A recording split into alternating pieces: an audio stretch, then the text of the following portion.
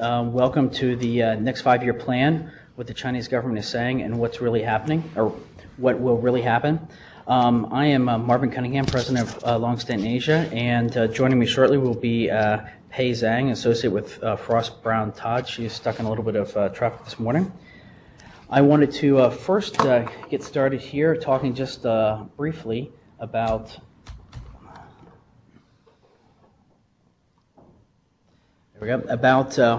what is a five-year plan. A five-year plan is basically a strategic master plan that was taken from the Soviet system in 1953, about 4 years after the communists took over power.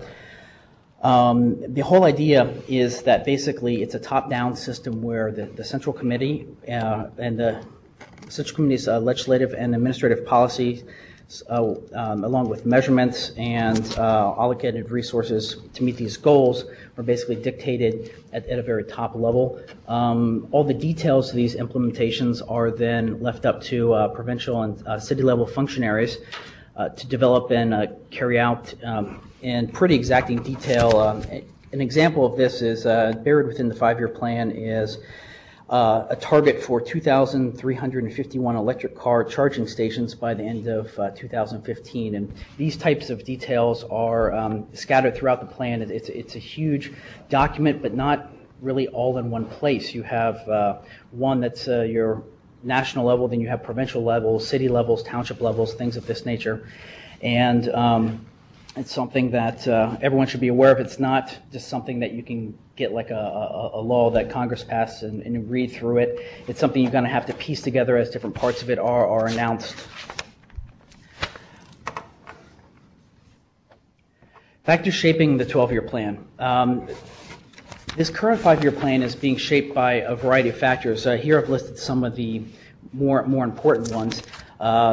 Probably number one, at least in terms of its initial implementation, is the leadership change that's scheduled to take place in actually in 2012. I have that wrong there. In October 2012, the basically older generation will be handing off to a younger generation power, and so up until then, it's kind of a stability first and kind of handling big problems later. They want to make sure that basically the country is handed over in such a way where there's decent economic growth, not too high inflation, but any kind of major problems like environmental or social or things of that nature are really going to be left to the next generation to handle.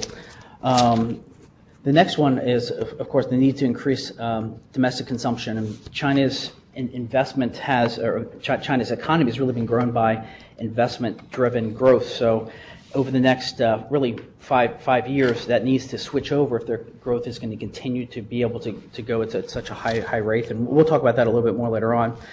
Demographic changes.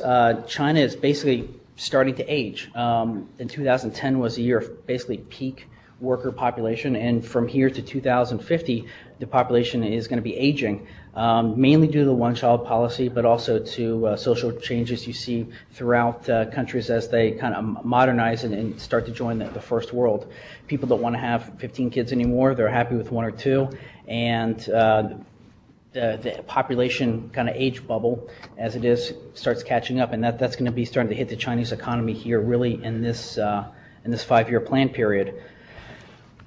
The rural-urban divide, which is basically 200 approximately million people that live in cities but have no access to benefits and are basically outside of the social system. There's of course the divide between urban and rural, where you think of village life and the city life, but really the one that has the most social impact are the rural people that live in the cities but have absolutely no access to any kind of social welfare benefits or social support. The gap between rich and poor, more or less, is growing all the time. It's something that the government realizes is a big problem. And finally, probably the most intractable problem, which is the environmental damage that's been done over the last 20 years and is, because of the structure of the Chinese economy, has continued to be done pretty much on a daily basis. And figuring out how to first slow that and then reverse it is probably going to be the single most difficult problem to solve, not just in this 5-year plan, but really in the next several decades. All right, some key economic targets for this the next 5-year plan: 7% growth rate in GDP, and that's obviously much lower than what we've been seeing over the last 20 years from China. It's actually slightly lower. The last 5-year plan was 7.5%, so this is really not that much different than the plan before. This is kind of something that, generally speaking, most government officials try to overshoot. While it might be a national target, it's something that each local province will list as the target being much higher, 7, 8, 9, 10% in some places. Hey, Marvin, increase. I'm here. Oh, hey, Pei. You want to continue here?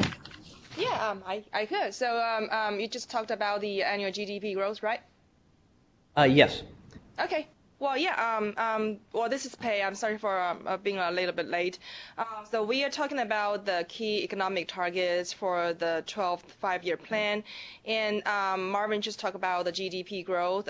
It is expected to grow to hit the 7% target, but the industry analysts expect annual growth to still exceed 8%. By comparison, the 11th 5-year plan called for annual growth of 7.5%, while the actual was around like 11%. The second target is to increase urbanization. The rate will reach 51.5%, which is up 4% points. Another one is the service sector.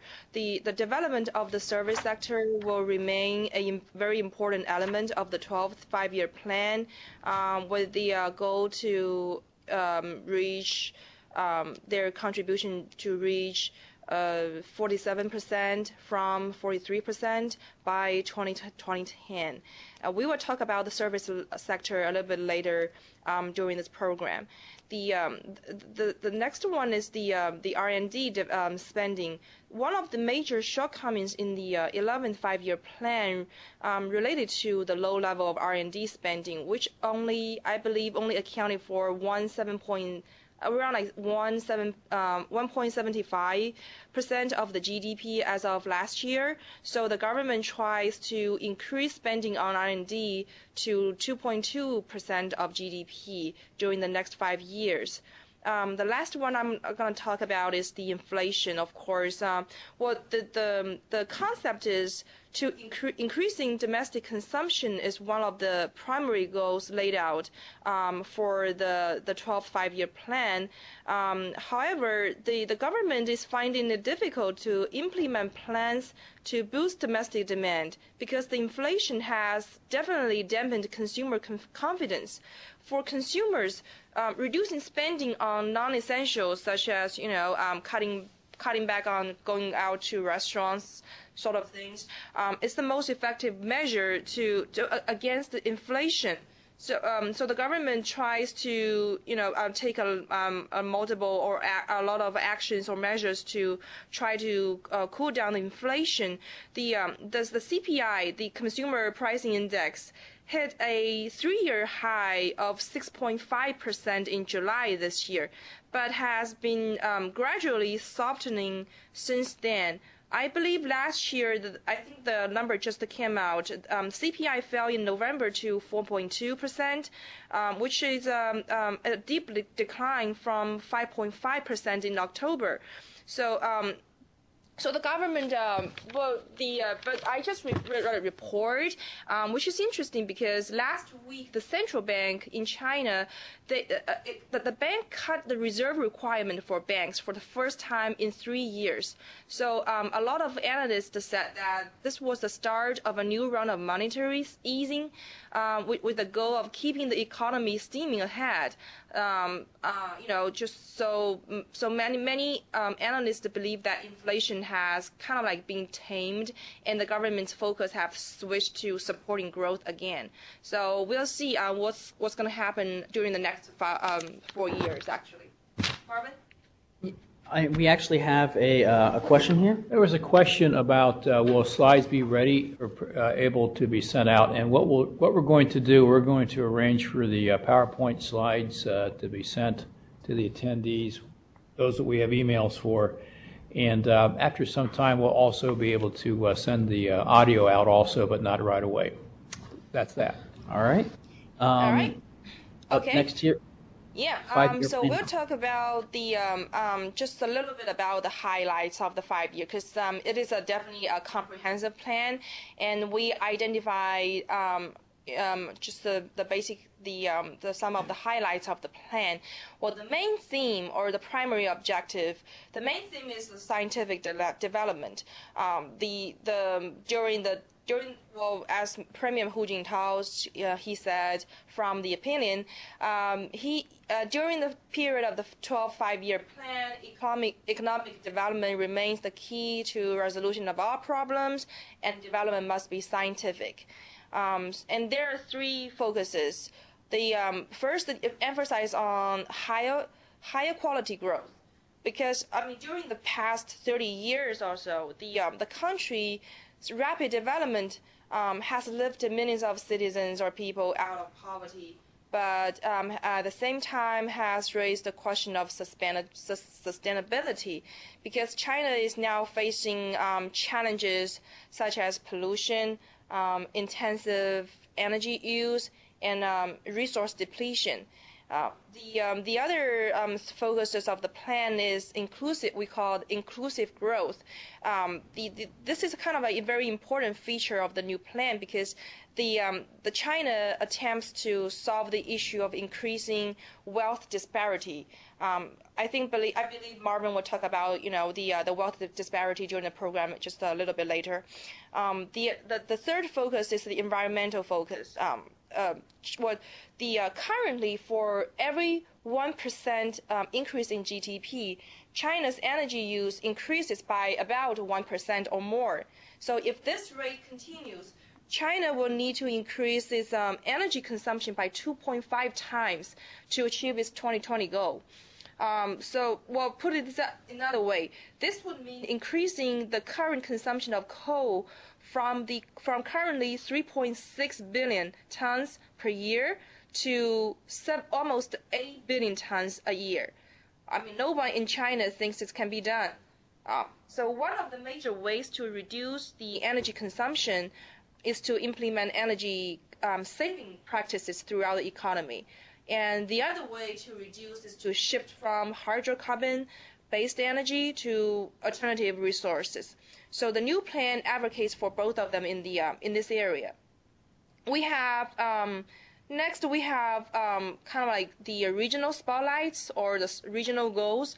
The first is definitely to develop the Western regions. It is kind of like the less developed Western region is a integral part of the plan. The Ministry of Commerce said Western China will become a hub region for overseas investment over the 12 5-year plan.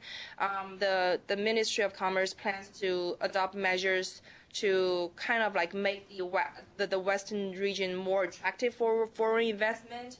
So we will see what's going to happen in the Western region, because the government has advocated or has made the plan for a long time to develop the Western region, but it's not that I don't think it is developed as the government expected though.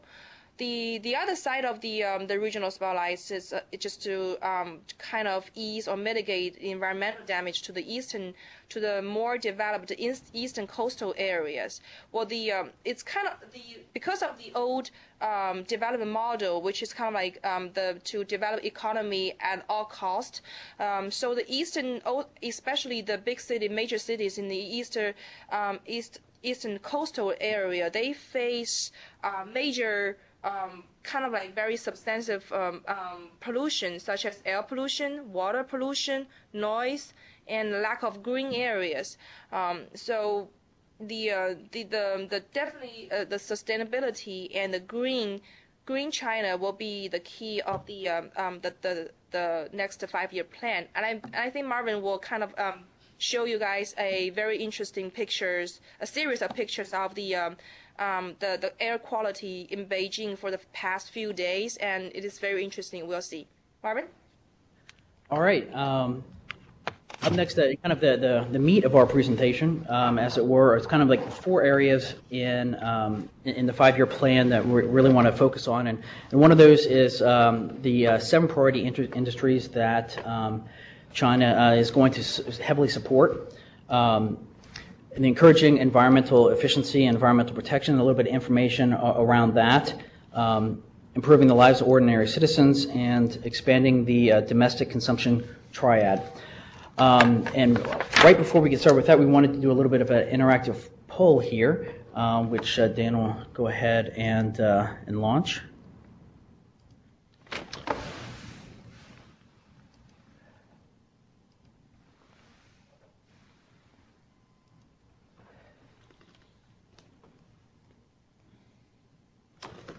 All right. We have about 20 seconds here for people to vote on how much money does China plan to spend on the 7 priority industries in the next 5 years.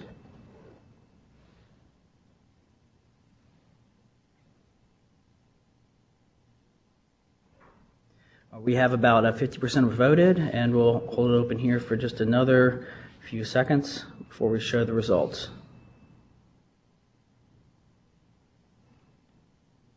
All right, we're going to go ahead and close the poll, and then share the results here with you guys. All right, so it looks like the majority of you guys were entirely right. The answer is C, 1.7 trillion. However, both A and B were correct at different points earlier this year. From March, starting in March this year, the number was about 600 billion, and as of mid-November, it's been increased to 1.7 trillion, with 1.2 trillion kind of being the number that was in the middle of the year. And I would definitely expect it to go higher than this as the Chinese economy slows down and they're looking for ways to stimulate the economy. All right. Okay, we have a question up here, and it's asking, they're asking, has China or the manufacturers in China factored water consumption to the industrial process, and how the next few years it will likely be impacted by scarcity? It seems to be a more pressing problem than coal or other raw materials. Actually, yes, they have. We have on a slide a little bit later on, but basically on new industrial projects, they're looking to decrease the water usage by 30%. It's a little bit more vague on current industrial projects. Certainly, like older paper factories and steel mills, they're certainly trying to consolidate industries in that area. But I think a lot of wasted water is from things like broken pipes, and very similar to just waste as in the Western world. And getting people to change their habits to make a significant impact on what's already being used will be very difficult. But yes, they do have a plan to decrease water usage by 30% in at least new projects. All right, moving on here to the 7 priority industries. Pei?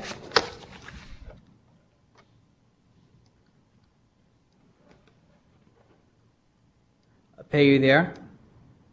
Hi, I'm sorry. I didn't push the mute button. Forgot. Well, we're now talking about the Magic 7.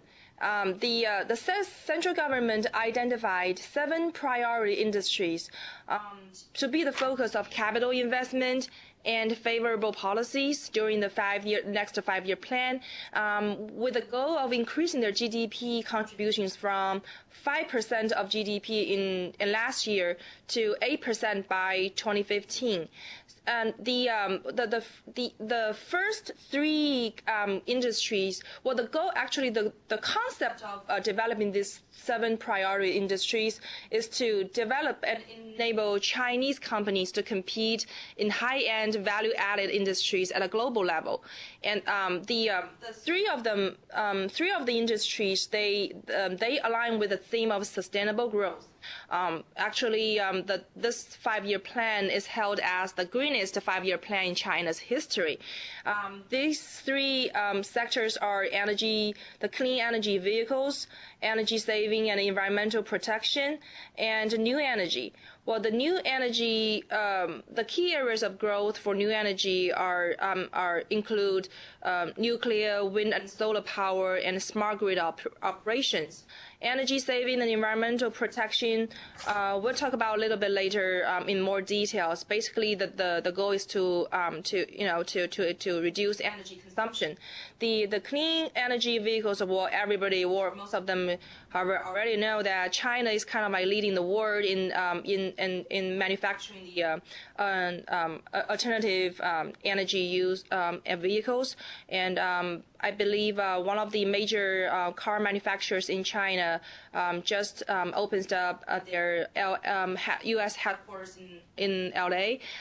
They try to, they're with a goal of piercing into the U.S. market. So the next 4 sectors in the priority industries, they were previously identified as target industries in the 11th 5-year plan, which are new materials, biotechnology, new generation IT, and high value added manufacturing. The new materials basically are like rare earth material and high-end semiconductors. The new IT include broadband networks, internet security infrastructure, and network convergence. New generation biotechnology includes like drugs and medical devices. High-end equipment manufacturing basically includes like aerospace and telecom equipment. The Ministry of Industry and Information Technology is kind of like responsible for develop like blueprints for this kind of development. So the ministry submitted in mid-April this year a like 100 billion RMB investment plan for new energy vehicles, and it is expected to submit or design other blueprints for like high-end equipment manufacturing, new materials, and new generation IT shortly. So the government will use favorable tax, finance, and procurement policies to develop these 7 in priority sectors, and will most likely approve partnership of between private capital and public funding in these 7 industries. That's all I have. All right. I would also add on just underneath the advanced energy that currently China is the #1 wind power country in the world. Solar, they're the #1 manufacturer, and soon will be the #1 installed capacity. Same thing with nuclear. Right now, they're fast growing, but by the end of this 5-year plan, they plan to be the largest producer of nuclear power, and that the other kind of advanced energy areas, oil and gas shale, which they're thought to have the world's largest reserves of, although to my knowledge only 2 or 3 wells have been drilled at this point. So if anyone's are in those areas, it's certainly going to be something that they're going to spend quite a bit of money on over the next few years. Moving on to kind of the energy efficiency, environmental protection. This area of the plan is really one that's kind of the hardest to get your hands around, because it's really filled with numbers like this. You have a decrease in CO2 emissions by 17% per unit of GDP. Well, what exactly does that mean? More or less what it means is like for every $/RMB spent, or not spent but produced as a unit of GDP, they want to decrease the amount of CO2 emissions by 2015 by 17%. And there's a lot of other things throughout here that are numbers that, for example, number 3 on here, increase renewable energy to 11.4% of energy production by 2015. Well, it's very difficult to find out what renewable energy production is in China currently, what percentage, and what one counts in there. Does one count nuclear? Does one count wind? Certainly wind and solar probably. How about wave energy? And things like this. It's kind of an area that, because it hasn't been a huge focus, except in the last 2 or 3 years, are kind of catching up on how to describe it and do it other than setting percentage goals rather than actually having more concrete policies in place. I think you'll see with the next government that comes into power in October of next year that one of their major focuses is going to be kind of getting their hands around this and how can they actually make a substantial change in the environment in China, because it's really getting pretty bad. Listed on here, and I know someone asked a question about water, it's not really what we're doing, what they're doing with water over there. And water is actually the biggest problem in China. Number one, it's even though air pollution is what makes the newspapers a lot of time, water pollution is a much, much bigger problem. In addition to that, besides the water that they have, it's polluted, it's the lack of water in a lot of regions of the countries, and billions of dollars are being spent moving water from the south to the north in an effort to alleviate the problems that they've been having. To give you an idea of just air pollution, for example, in China, this is pictures that were in the China Daily from, I think it was on the 6th of this month, but basically from the 2nd to the 5th in Beijing, from the same location around the same time of day, within half an hour or so, and you'll see just dramatic differences, but also that even on the clearest day, on the 3rd, it's probably worse than you'll see certainly in most Western cities, and certainly on the 5th, it was something that was absolutely terrible. In fact, I think that the number pegged there was not just hazard, off scale. Yeah, that's what it was. During the day on the 5th, it was off scale for the weather measuring stations. All right, we are ready to. Marvin, yes. I just want to mention, kind of give you an update. Actually, this thing, the pictures were taken for 14 days in a row. And if you can read Chinese in the pictures, for the second and the third picture, actually the government said the air quality is good on those 2 days, but you can see on especially the third day, which is Saturday, on that day, the 4th, it's not. The air quality is not good at all. But so a lot of people in China, or in Beijing, they are complaining about the low standard of the government about the air quality. Right, and I think that if something isn't done about it here relatively soon, it's going to cause social problems rather than just environmental. We're ready to actually move on to our second poll question here. Dan is getting ready to queue up. All right, how many affordable housing units does China plan to build in the next 5 years? And to give you a little idea to go by, at the height of the building boom in the U.S., we were building about 2 million housing units per year. So we'll give everyone here about 20 seconds or so to vote.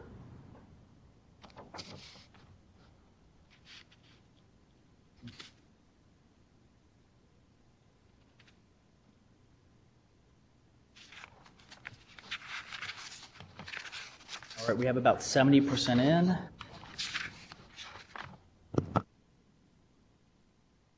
All right, we'll go ahead and call it here, and Dan will display the answers. All right, and the answer to this is actually 36 million units. Those units are supposed to be built in the next 18 months. Right now, the planning for them are underway, but the majority of this is going to be done. I think actually 30 million of the 36 are supposed to be done by the end of 2013. I think that's a pretty staggering goal. In people that are in the raw material industry, just keep that in mind. It's going to take a lot of concrete, a lot of steel. All right, we are ready to move on to improving the lives of ordinary citizens. Yeah, this administration, President Hu Jintao and Premier Wen Jiabao, they have made development of a harmonious society a key priority for their administration. And so the 12th five-year plan will continue that focus, which basically will under the kind of like the idea of inclusive growth that we just talked about. Basically means that spread the benefits of economic growth to a wider community. It is very interesting. The this 12 five-year plan guidelines has changed the previous wording of strong state, wealthy people into wealthy people, strong state. So, which is kind of like implying that wealthy people is now the greater priority. So it is not surprising to see that Hu and Wen, they are seeking to use the 12th five-year plan to kind of bed down their legacy as the first leadership team in the post-reform era with a strong focus on equality issues.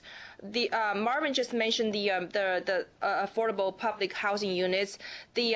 Because the rising property prices in China's major cities have made it very difficult for low-income or even middle-income households to afford a home. So we have the plan that 36 million public housing units will be built. These subsidized homes will be sold at a 30% to 50% lower price than private apartments, or they will be rented out based on income limits. It is actually the first time that a detailed number of public housing to be constructed is listed in the five-year plan. The next target of the plan is to increase life expectancy by 1 year from 73.5 to 74.5. This idea actually first appeared in this year's government work report.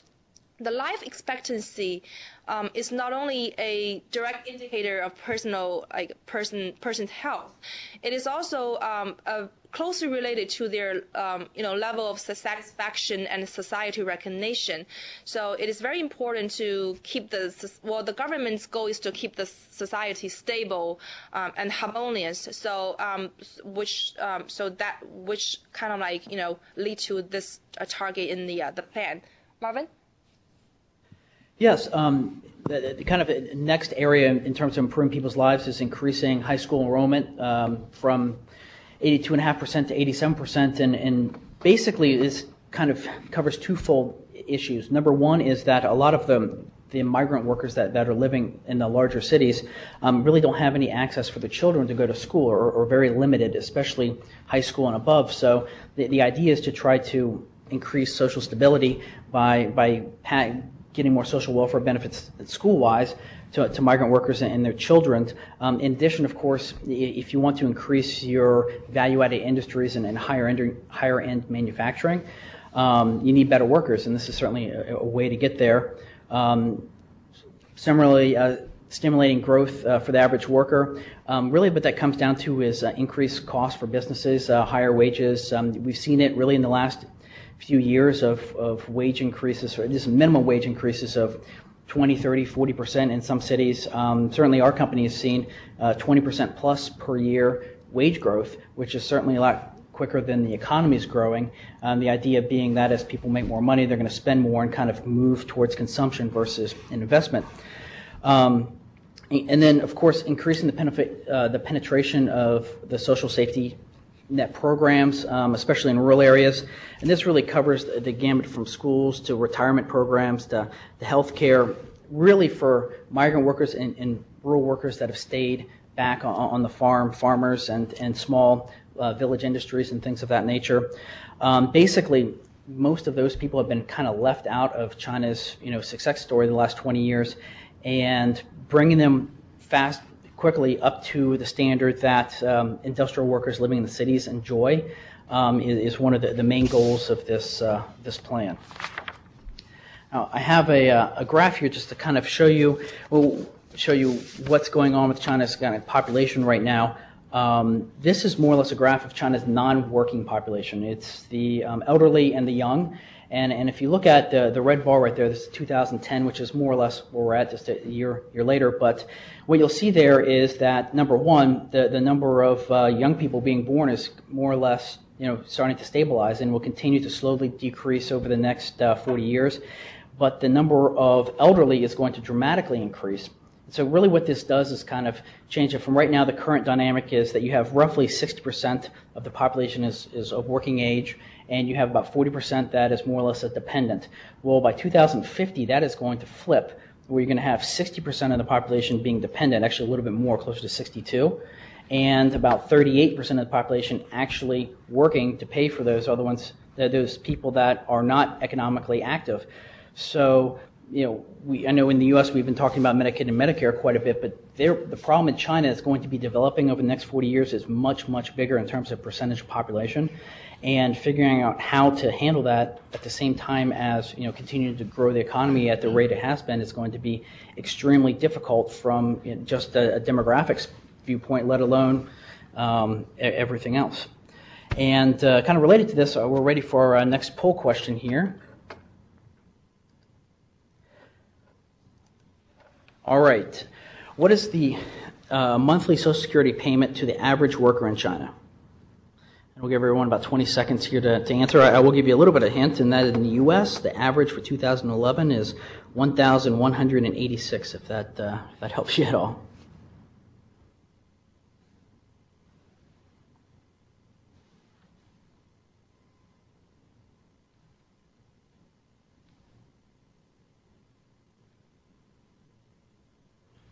All right, we'll give it about 2 or 3 more seconds for people to get in their votes here. All right, Dan, you want to go ahead and close the voting? All right, the correct answer is actually $39. The other ones are really towards where the government wants to get, but $39 is an extremely low number even for China. One can't really feed themselves. This is one of the main reasons that the consumption is so low in China. You have to save, or else you'll literally can starve in old age. All right, the domestic consumption triad. More or less, this is kind of a term that I came up with, the triad being the 3 pillars that China needs to really focus on to be able to move its economy away from investment-driven growth to consumption-driven growth. Number 1 is really an effective social safety net. Right now, there's a huge amount of fear-driven savings that's really strangling consumption and has driven the extraordinary savings rate that we've seen in China over the last 15 to 20 years, really since the last Asian economic crisis. And currently the savings rate is a little bit over 40%. So 40% of people's salaries is kind of going into the bank, and they're holding on to it rather than spending it in the economy, just out of fear that, one sickness, one car accident, one event can really drive people into abject poverty. So the fear-driven savings has to be kind of put to the end, and the way to do that is with an effective social safety net. In addition, rural incomes have really lagged behind those of industrial areas, and they're really going to have to rise quite a bit and much faster than they are in the cities for that wealth gap that we've talked about to start to close. People in the countryside will save significantly higher than the 40% is the average, but in the countryside that savings rate is much, much higher. And if you want people to buy cars and air conditioners and things like that, it's going to have to close. Pei? Yep. The modern service sector development it's included in the government's plan as one of the key planning projects. The modern service sector, they create more jobs with less capital investment and a lower impact on the environment. They basically include 2 categories: producer services and consumer services. Producer services provide work to manufacturing industries and cover information services, research and development, logistics, and technology support. And the government will provide favorable policies in tax, financing, and other fields. Right now, especially the producer services in China, this sector is definitely underdeveloped because this sector has high value added and low energy consumption rates. So it will get a very strong boost as the country transforms its economic development pattern. So according to a study by the analyst in Ping An Securities in China, the service sector will account for 55% of China's GDP by 2015. and the producer service industry will account for 55% of the service sector. So the value added will reach 15.8 trillion yuan, about like 2.35 trillion US dollar, and the compound annual growth in the 5-year will be like 21%. Marvin? All right, and just to give, we're talking about consumption here in China and how it's relatively less developed than the developed world. There we go. Sorry, I had a problem with the slide there. But just to give you an idea, this is a slide I really find to be really amazing and almost unbelievable, and that is China's pig population currently. And if you want to increase consumption, it's going to be everything, not just steel. It's going to be the food people eat and the places to go, gasoline, all different kinds of things. But here you have basically China has more pigs than pretty much the rest of the world combined. So basically 1 out of every 2 pigs lives in China. It's a little bit of an exaggeration, but not too much. So increasing consumption, because China already consumes so much, is really going to be a pretty difficult thing to do. All right, so we wanted to move on a little bit here to what has happened since the plan was announced. And these are just some kind of current events. The plan itself was announced in March of this year, although the details have been slowly coming in from provincial and local city and county level governments. So since then, GDP growth has slowed from 9.7 to 9.1%, which really isn't a lot. However, people are already saying, well, gosh, growth is slowing so much. And even though the target's 7%, it needs to be a lot higher than that. And so what's kind of happening now is when now the inflation is getting a little bit under control, people are starting to talk about stimulus already. And I guess we have a quick question. We have a couple questions here. One is, what is China planning to do with its current unaffordable housing units? That is an excellent question. For years, it's kind of boggled my mind driving through these different Chinese cities where you see huge skyscrapers, and the best explanation I've heard for these empty skyscrapers that are just 3/4 empty is that they're used basically to store money, and that people basically buy them as a investment vehicle more than anything else. They store their money there. It's a better return than the bank, but with property prices starting to come down in major cities, we've already heard reports of people, basically looting property development offices where, 1 month it cost $200,000, say, for an apartment, and the next month it cost $150,000. Well, the people that bought it at $200,000 and have sunk a huge amount of their life savings into the deposit, which is much bigger in China than it is in the States. The social stability element of that, I don't know, and so the government's going to build 36 million, cheap apartments. What's going to happen to the expensive ones? Things are going to come down in price, so people are going to lose a lot of money, and that savings rate we talked about earlier, is a lot of that savings is going to evaporate. In my opinion, if prices go down 30%, that's all coming out of people's pockets, and it's not the banks; it's people's wealth. Pei, did you have any thoughts on that? As you covered. All right. I guess you covered. Yeah. Okay. Okay. I have another question here, and this is pretty specific. But is there any indicators or goals regarding rubber consumption or rubber production rates in this 12th five-year plan, particularly either overall or relative to car tires, that type of thing that are on the road? Yes. And no. Yes, being that in every industry are covered kind of by like sub-plans and more or less kind of production, not always targets, but production, this is where we think we're going to be. For the rubber industry specifically, though, I have not read that one. I've looked more at the steel industry, since that's really what we are in. You can find it, though. The information is certainly out there. You just have to be careful in looking at that it's not an analyst's opinion, but it's something that actually is published by a government site, because you'll see huge differences between what analysts think are going to happen in the economy and what is being published in the five-year plan. Which one actually happens is harder to say, but as of right now, I'd probably lean more towards what the government's planning on a lot of these things versus what analysts think will happen. Pei, I don't know if you know more information about the rubber industry. No. I have to look into it. It's in the plan, but I just don't know right now. Yeah, and it's the same here. I've seen it listed, but Dan, was there another question? Just a comment that back on the unaffordable housing question, that we're going to comment that there's a bubble effect in the making here, and it may be dangerous to foreign investors. Yes, if you're invested certainly in real estate, I would sell it immediately. I would not own any property in China at this point in time.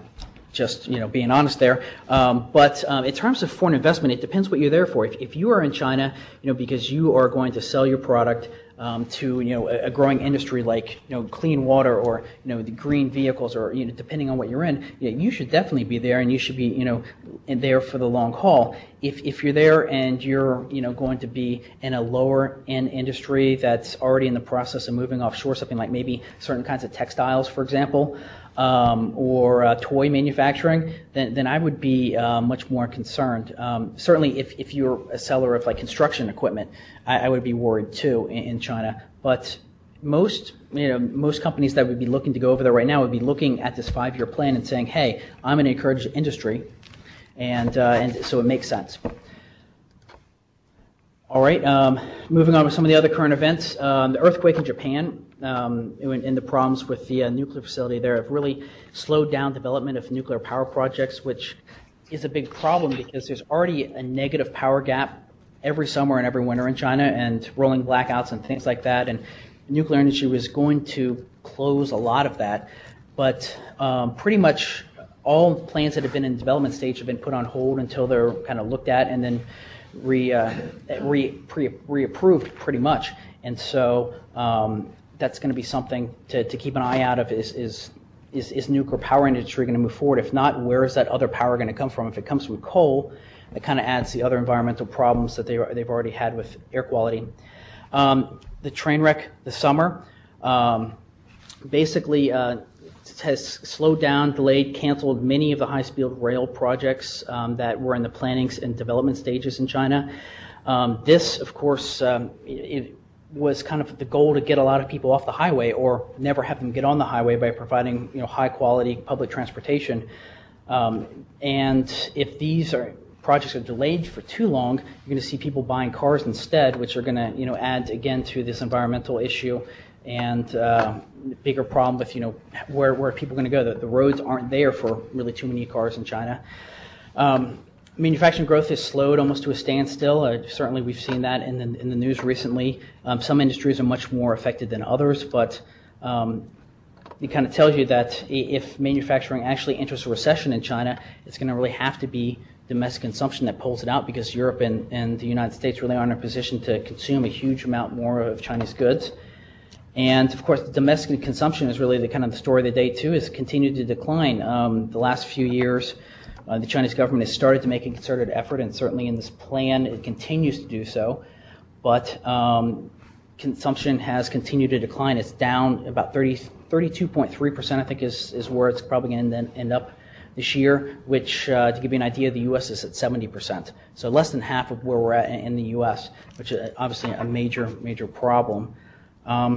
So what will really happen, and this is kind of more the opinion side of the presentation in terms of, my and Pei's thoughts on what will have to happen to really boost, in this circumstance, boost domestic consumption. Number one, in my opinion, is reforming the banking system to return more of the national wealth to households through higher rates of return on bank deposits. It's going to be very difficult to get people to buy more things when their savings rates are already depreciating at such a large level. Basically, households get a negative rate of return as it is, so they're forced to look at things like housing and tea and Chinese art and all these different ways to try to save more money. There's even private banking syndicates that have been formed in some cities to loan to businesses with higher rates of return, but a lot more risk. So without a banking system, which is a good place to hold your money, it's going to be hard for consumption to really take off. Number two is reform of the haiku, I think is how it's pronounced, household registration system. Basically, the current registration system in China really separates people into two categories, which is urban and rural. And even if you live in an urban area or live there for 10, 15 years, if you're registered initially in a rural area, your benefits, such as they are limited to that area where you're registered in. So Shanghai has very good social welfare benefits, but if you're from, central Hubei province, you have no access to unless you're paying cash, to the hospital system, to, retirement homes, to schools, and all these different types of things. And so people can't, and with a few exceptions, retired military people, people with a college education in certain circumstances, you can't move your household registration to the city, which means that consumption in the fear savings again is going to be limited as people save a lot of money in case something happens. And finally, land reform, which is kind of a touchy subject in China, but land reform really needs to happen to really start rural areas consuming more, rural and even rural areas inside of cities as well, because farmers know that next year their houses, their fields can be seized to basically sold off to developers to build, a new factory, a new mine, a new, high-rise building. And so, a lot of their income is being saved against the day when that might happen because the compensation from that is not enough to basically make up for the livelihood that they had. So until the seizures of that sort are not a problem anymore, farmers are not going to spend near as much as they could in theory in the economy. This, of course, means that cities are going to have to find another way of funding their economy as well, because right now most cities get the majority of their funding from land sales, and with the housing market is starting to go down, if that continues to go the 30% or so the analysts say, that's going to be a 30% decrease in government revenues, at least on the local level, which is going to cause a lot of problems for developing more social services. What will really happen with the Chinese economy too, I think, is that a lot of price controls that are currently in place are going to have to be removed in order to meet in order to meet the goals that are kind of laid out in the 5-year plan. Certainly, current caps on energy prices are going to have to be eliminated, and energy prices are going to have to go up quite a bit in order for advanced energy like wind and solar and things of that nature to be successful. If you have basically a price cap type system, you're not going to have the even publicly run utilities investing at the level they'll need to in clean energy because the return simply isn't there. With price caps in place on electricity, really the same thing goes for gasoline and diesel. They've been capped for years, and the government won't let them go up too much because of the inflationary concerns. The problem, of course, is that when oil prices get high, China runs out of diesel quite frequently. This happened to us many times where we have a truck with stuff on it and it can't get to us because the filling station is out of diesel and he's parked there until more arrives. Market pricing for these things really needs to come into effect for green energy vehicles to really be cost effective. And finally, price controls on agricultural products must be removed to stimulate rural incomes. Price controls on this area are kind of removed and added at given times depending on the inflationary environment, but they really need to be removed, and farm goods, the cost of food needs to rise so farmers can make more money so they can spend it and feel more secure in their future. If not, if you still have farmers earning fractions, and I think the average income for a farmer is under $500 a year, whereas for a factory worker is better part of $4,000 to $5,000 a year. It's 10 times income difference. And unless that's changed, you're not going to see development in the interior like is laid out on the plan. And Pei here. Yeah. Well, before I talk about the last the slide, because it seems like the audience is particularly interested in the real estate in China, so I'll just talk about a little bit about the real estate. I don't think that it's going to be a real estate bubble in China because of like 3 reasons. Well, the first is the demand. The government, the goal of the government is to kind of is that over the next 20 years, 20 million people a year will be urbanized basically means that the government encouraged them to leave their hometowns to join a modern way of life in the big cities. So to house these new citizens, the government basically needs to build the equivalent of one Canada per year to keep up with the demand. The second thing is about the policies. Because as long as the central government's the strong centralized policies are good, the government can use all kinds of mechanisms or measures at their disposal to coax the markets in the right direction. The last thing is about the current development in China is more than the housing boom. I've seen increased investment in mixed-use communities as a way of future-proofing investment. For example, if the demand for residential falls, investment in office space or retail could help a little bit. And another way that real estate developers are hedging against downturns is to develop areas near transportation hubs.